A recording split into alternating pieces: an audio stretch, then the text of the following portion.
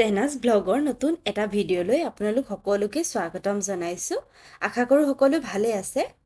আজি ৰাতিপুৱাই এয়া আদা চাহ ৰেডি কৰিছোঁ। মিষ্টাৰৰ অলপ কাহ হৈ আছে, সেই তুলসী পাত দুখিলামান দি ভালদৰে সিজাই দিছোঁ।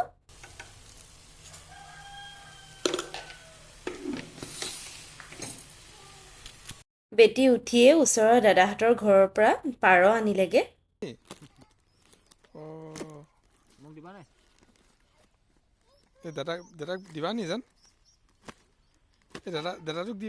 আৰু এয়া বাৰীত ভোল লাগি আছে। আমাই মাছ লৈছে, সেইকাৰণে ভাবিছোঁ ভোল দি মাছ বনাওঁ। মই পাৰিম বুলি ভাবিছিলোঁ, কিন্তু অলপ ওখ ঢুকি নাপাওঁগৈ, সেইকাৰণে আবাকে পাৰি দিব ক'লোঁ।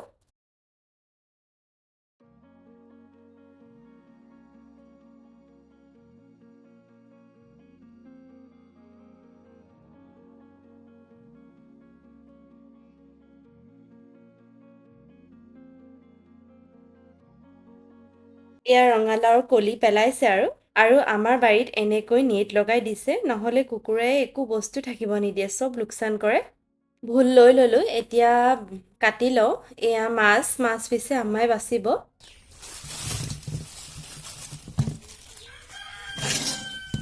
টেঙামৰা পাত দি বনাম।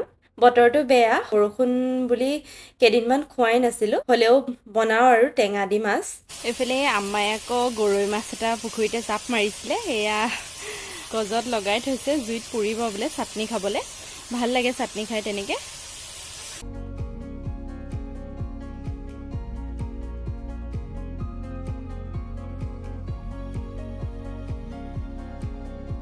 বনাই আজৰি হ'লোঁ। এতিয়া এয়া আম পিহি লৈছোঁ। আমৰ দিনত এনেকৈ পিহি খোৱা হয়েই আৰু আমাৰ।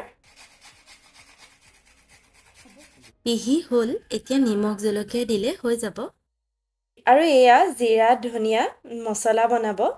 আমাই ধুই ৰ'দত ৰাখি দিছে শুকাবৰ কাৰণে। ঈদ আহি আছে, মছলা ৰেডি কৰিব লাগিব।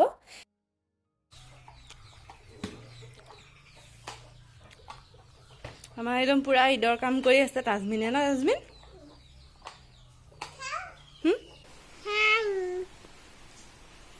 ভালনে? নোকোৱা? তুমি হাল্লা কৰিলা নি?